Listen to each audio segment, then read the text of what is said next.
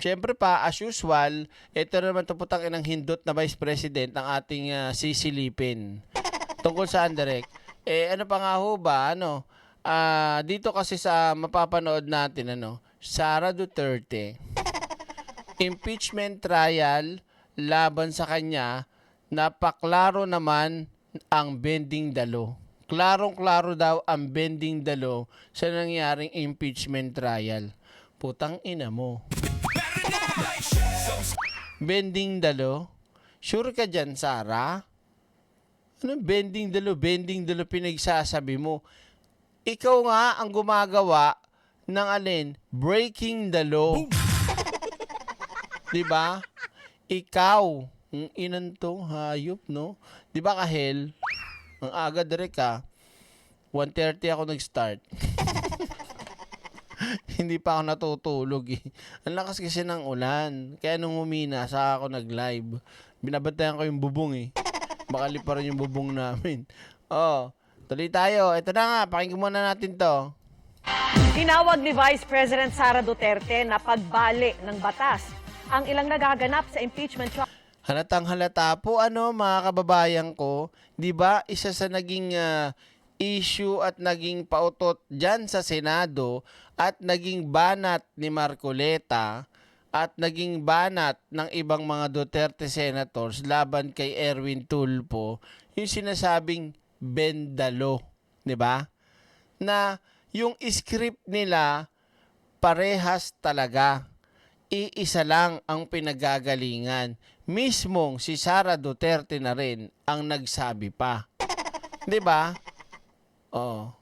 Kasi ayaw mo na direct si Sara, hindi talaga nag-iisip, tanga-tanga yan eh.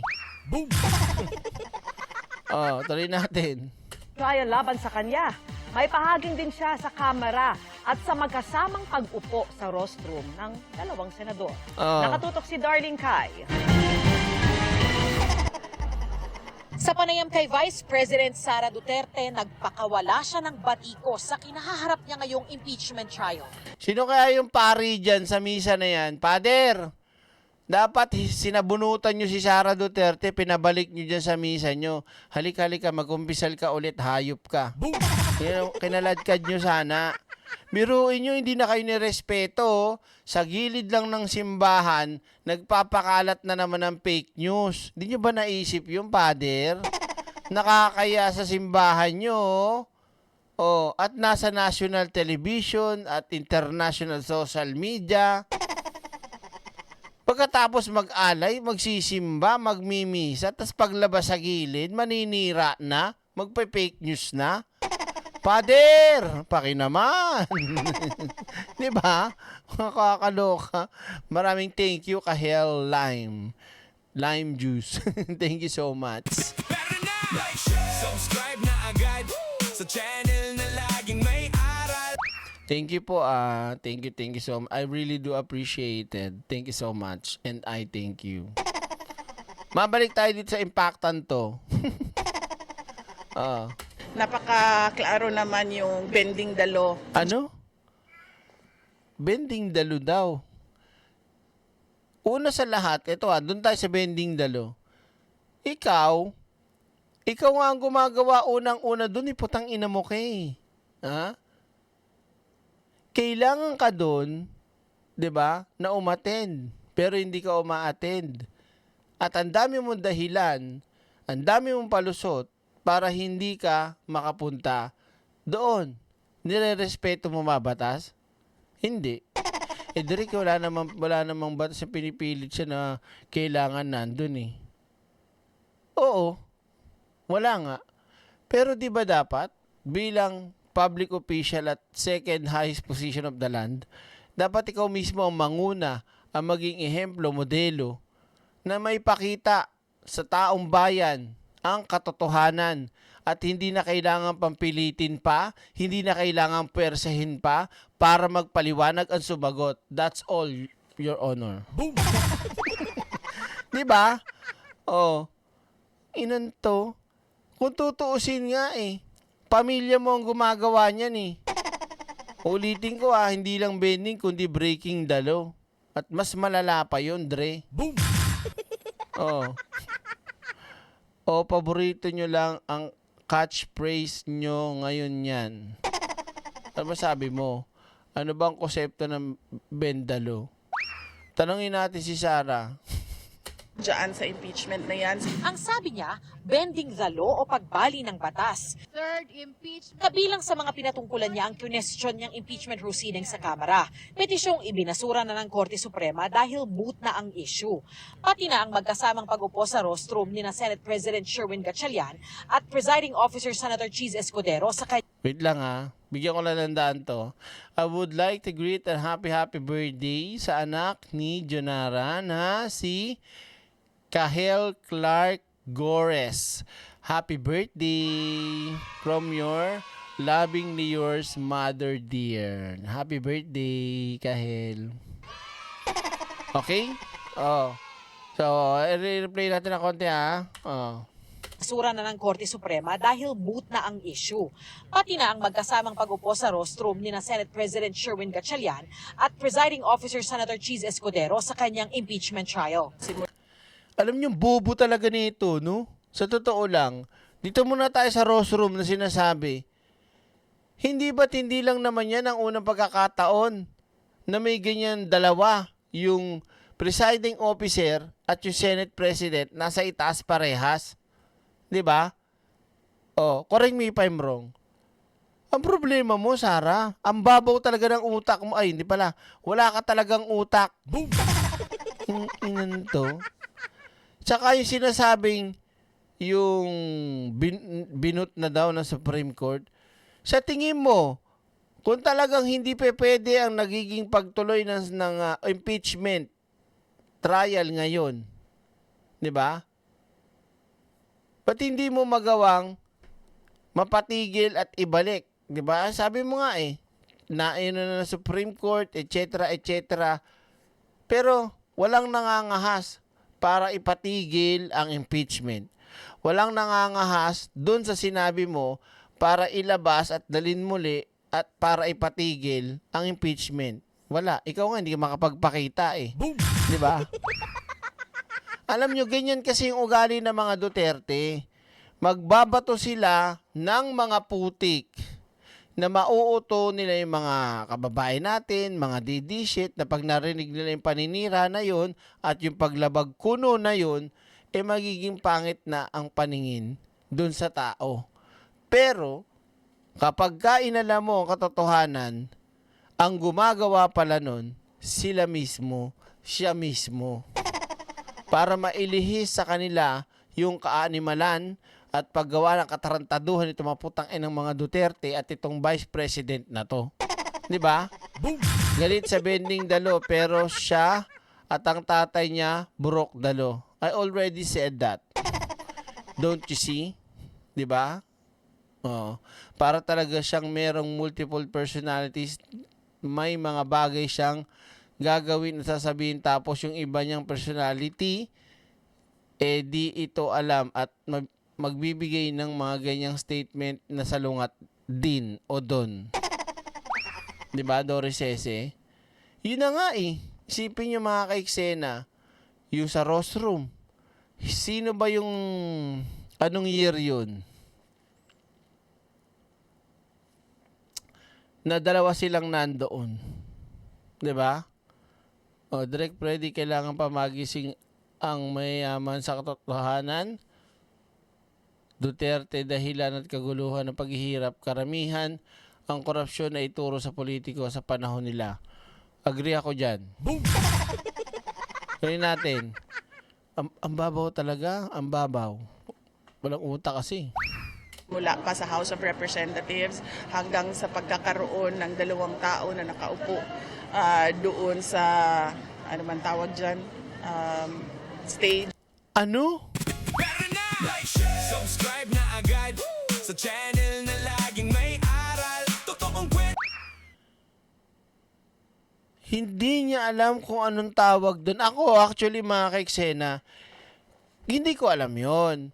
Pero hindi niyo ako mabiblame para alamin ko yon. Rostrum, di ba? Sabi sa ano. Tama ba? Kung yun ang tawag. Pero hindi niyo ako mauobliga kung ano ang tawag doon. Pero siya, mga kaiksena, Vice President. King inang yan. Magtataka pa, Derek. Paksilik nga. Paksilik? Paksilika. Hindi ma'am, paksilika. Paksiw? Di ba? Magtataka ka pa, Derek. Ikita mo nga yung paksilika, hindi alam eh. Di ba? Yung pang kayang, ano yung may kakanta ba doon, Sara, putang ina mo? Stage. May sasayaw? May magmamagic? Subscribe na agad sa Anong tawag doon? Stage? Stage? Ina mo. Abugaga ka pa, ha? Tapos di mo alam yun? Ikaw nga direct di mo alam eh. Bakit? Obligado ba akong alamin yun?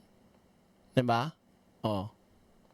House of Representatives hanggang sa pagkakaroon ng dalawang tao na nakaupo doon sa, ano man tawag dyan, stage or roast. Stage. Oh. Tawag dito? Direct pwede magtanong, Becky ka ba or front lang sa vlogger? Medyo curious lang po. Hulaan mo kung maaamoy mo. Boom! Di ba DJ Byron? Kailangan magaling kang umamoy. Kasi kung hindi ka magaling umamoy, sorry.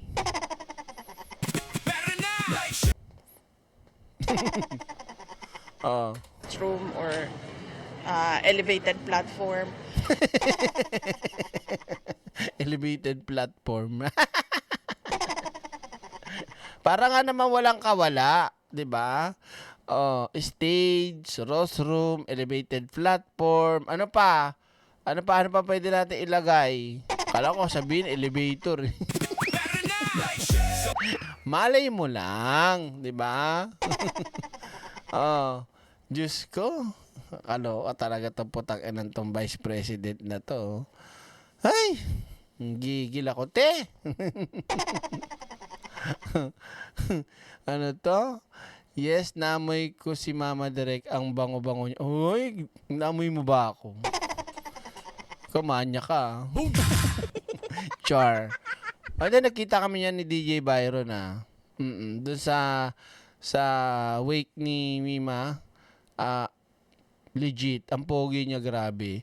Kung ano lang kung pwede lang ako umalis that night, bubuking ko yan eh. Oo. Ang pogi, tangkad pa. Parang halos magasing tangkad ba tayo o mas matangkad ka pa? Parang tingin ko magasing tangkad tayo no? Oo, ang pogi niyan. Stage. Gusto ko presidente, elevated platform. Sus mio, paano ba yun makikipag-usap sa foreign leaders?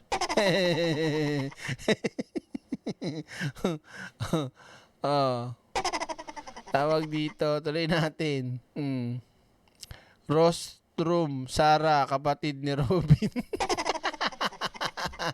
Rostrum Padilla.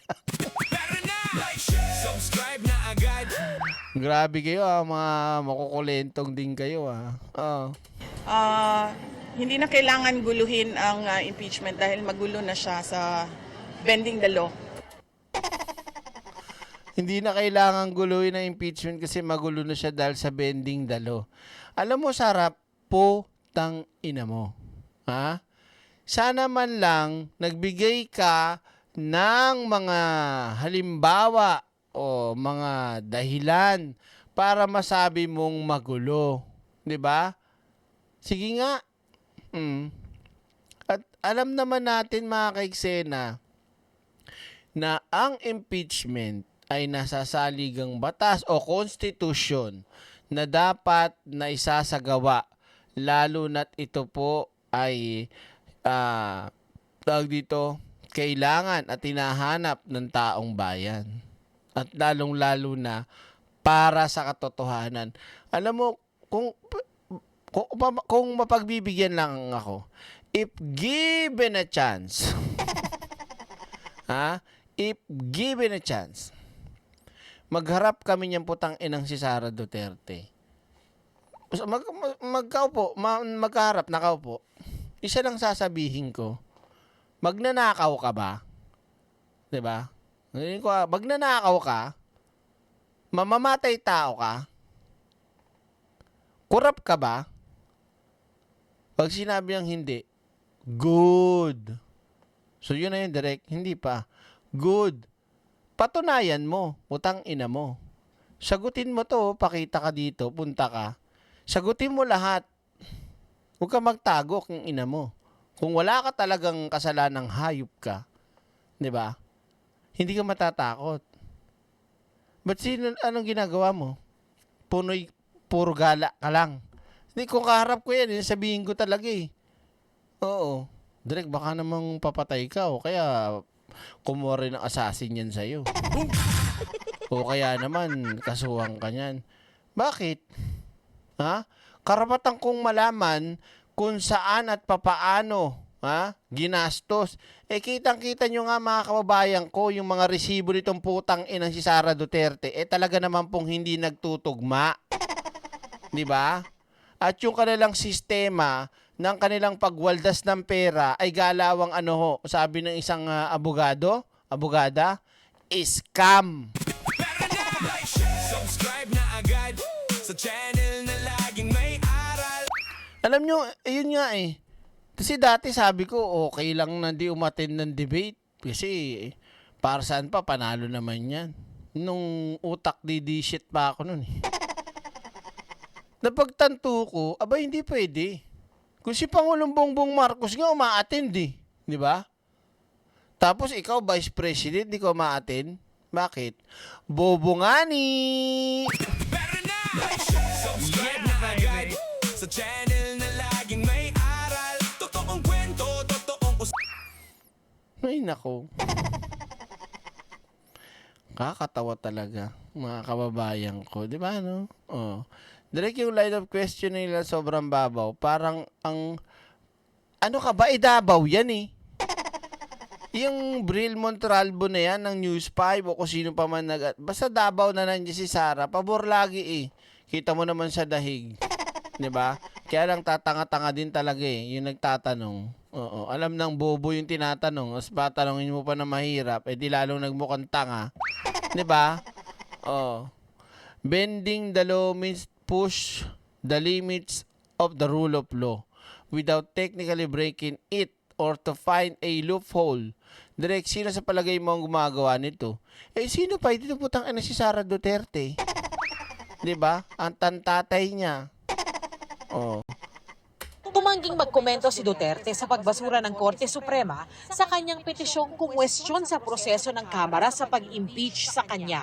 Pero naghayag siya ng pagkatuwa sa ipinapakitang performance ng kanyang defense team. Siyempre, bubulahin mo yan dahil hindi ka naman makakapunta kasi dyan eh. Alam mo, Sara Duterte, sabi ng abogado mo, spokesperson mo, bago magsimula ang impeachment, nung nililinis pa lang, dadalo po ba ang kliyente nyo? Yes, ma'am. Kung kinakailangan at she's available, dadalo po siya. Pag kinakailangan lang. Kinakailangan na nga si Sara dito eh. Nakakaungkatan na nga dito ng mga dokumento eh. 'Di ba? Kung ako yun, lalabas na ako dyan eh. Ito lang naman, ay nako. Tuloy mo nga muna, Direk. Mamaya ka na magdadaldal. Patapusin mo na muna yung hindot na yan. Nagpapasalamat lang talaga ako dahil merong mga abogado na tinanggap ang aking kaso. May bayad kasi, gaga.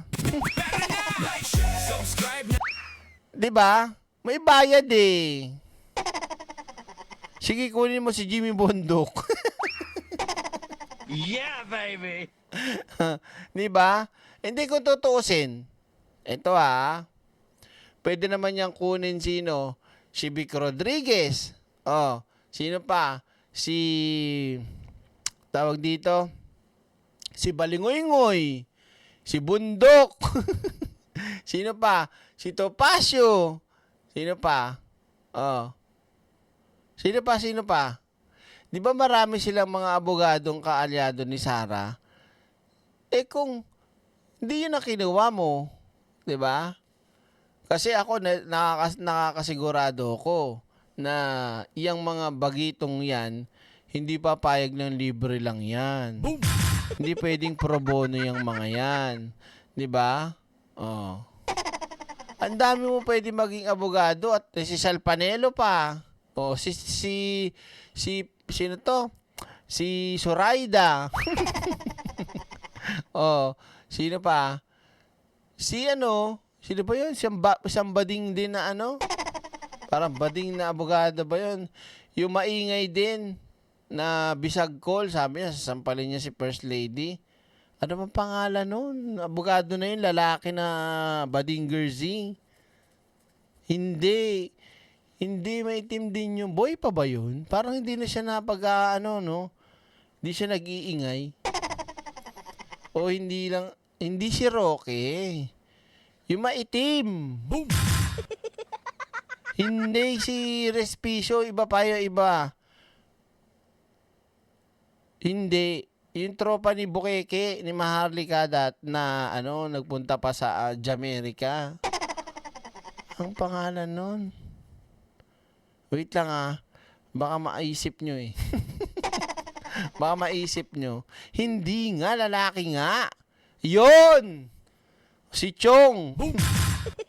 Si Glenn Song. Yan, boy pa ba yun? Parang walang ingay, Oh. Tuloy natin. May nakita ako kakaiba dun, Sige. Direct si Sangkay bumaligtad na daw.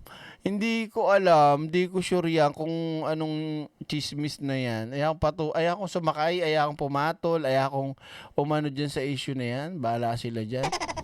Basta ako masaya ako dito sa inyo. Doon lang ako. 'Di ba? Okay, tuloy natin. Tuloy natin. At they are diligent and passionate enough to defend me. Sabi ko sa inyo, sabi nga ni Sara Duterte, 'di ba, sa mga past interviews na umaasa lang talaga si Sara Duterte sa mga, alam niyo na, expertise lang ng kanyang mga tauhan or abogado niya or secretary or kung ano pa man. Kasi talagang wala ngang utak. 'Di ba? Ayon din sa bise, narinig daw nila na may iniyahan ng kaso ang National Bureau of Investigation. Hindi malinaw kung tungkol saan pero matatanda ang iniimbestigahan ng NBI ang umano'y banta ng bise sa buhay ni Pangulong Bongbong Marcos. Usaping bahagi ng mga akusasyon sa kanyang impeachment trial. Naghahanda na raw ang kanyang abogado kung meron mang kasong isasampa. Dili naman siguro nakatingaladan sa nakita nato sa Hindi na siguro ito nakakapagtaka batay sa napakarami na nilang isinampang kaso. As I said, laban ito sa mga taong hindi sumusunod kay BBM. Boom! Putang inan to, napakatanga-tanga talaga nito, no? Hindi sumusunod kay PBBM? Oh my God, anong klaseng pag-uutak talaga tong meron tong hindot na to? 'Di ba? sa mga kadaghan-daghan nag-file nila og kaso sa, as I said, mga tao nga dili musunod kay BBM. Darlene Kai, nakatutok, 24 oras. Boom! Yeah, baby! Saan galing yun, Parang out of the blue, parang, Talaga ba? Bobo talaga din no?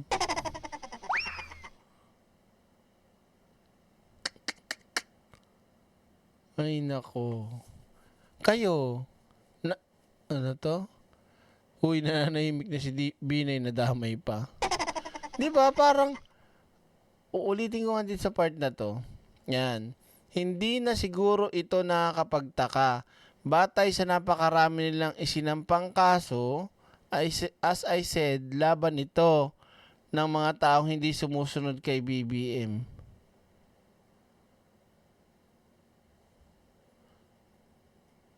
Bakit? Sara, ikaw? Nakagala ka pa nga 'Di ba? Actually, mga kaiksena, yung sinasabi niya hindi sumusunod kay BBM, yung mga taong sinasabi mong lumalaban at mga nakakulong o pwedeng makulong or parating ang kaso, sa tingin mo ba, sino bang gumawa nun? Si Pangulong Bongbong Marcos? Malinaw na may kaso.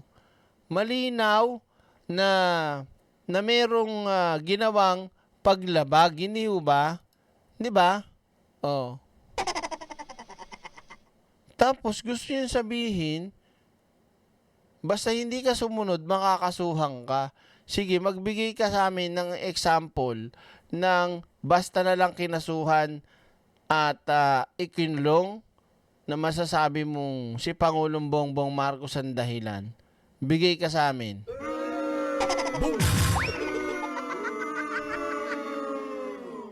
Di ba? Lahat naman sila meron eh. Oh. Si Mike Defensor, may paglabag, may kaso na dapat kaharapin. So, sino ba gumawa ng kasalanan na yun? Si Pangulong Bongbong Marcos? Di ba si Mike Defensor? O sino mananagot? Siya. Si Marcoleta. Kumuda na kumuda sa programa niyang Saganang Chismisan. Nilantad niya yung sarili niya. Oh.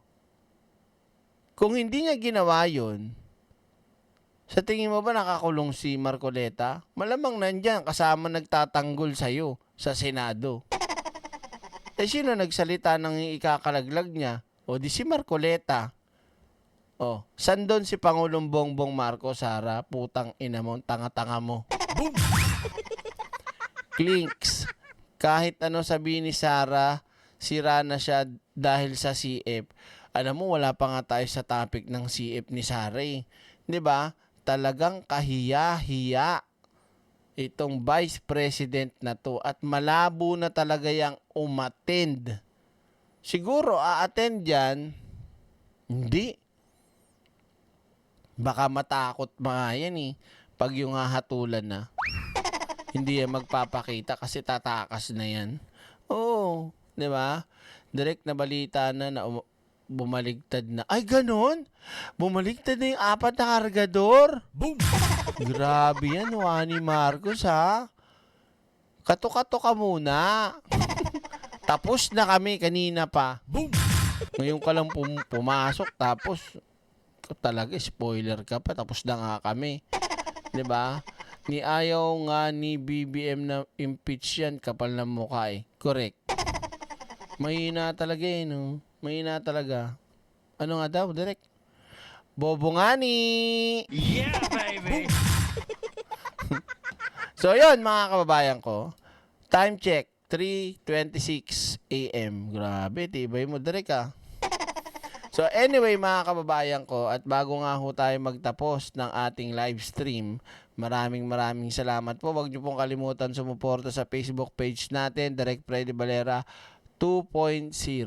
Ay, hindi pala. Direct Freddy Valera Official.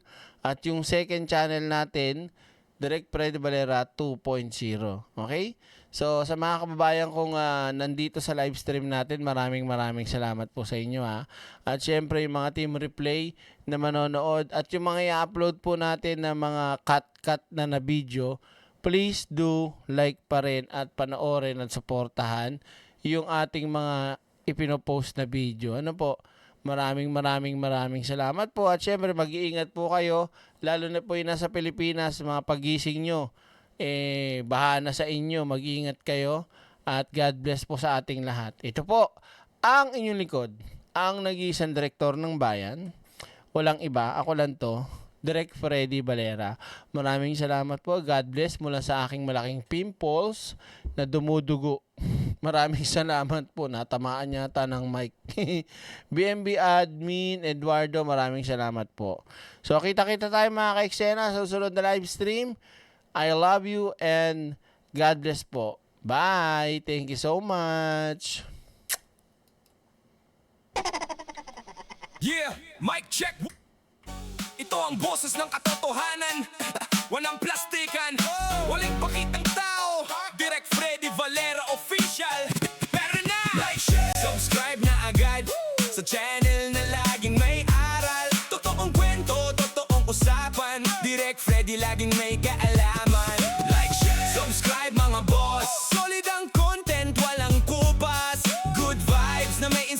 informasyon, direct ready para sa lahat ng henerasyon. Diretso magsalita, walang paligoy-ligoy. Bawat salita may laman, hindi puro ingay. Mga topic na swak sa masa, mga kwentong tunay na tumatama. Hindi kailangan magpanggap para mapansin, kasi katotohanan ang laging dala rin. Simple lang pero may dating, kaya maraming tao ang naaabot din. Mula umaga hanggang hating gabi, mga videos na may saysay palagi. Hindi lang basta content na pampalipas oras, kundi gabay din sa pang-araw-araw. Kapag may issue sinusuri ng maayos, hindi nang huhusga, mas gusto malinaw. Lahat may matututunan na aral, habang nakarelax sa pakikinig ng bawat detalye at usapan. Kaya kung gusto mo na may kabuluhan, ito na ang channel na dapat subaybayan. Pindutin ang bell para updated ka sa bawat upload na siguradong panalo ka. Like, share, subscribe na agad sa channel na laging may aral. Totoong kwento, totoong usapan, Direct Freddy laging may kaalaman. Like, share, subscribe mga boss. Solid ang content, walang kupas. Good vibes na may inspirasyon, Direct Freddy para sa lahat.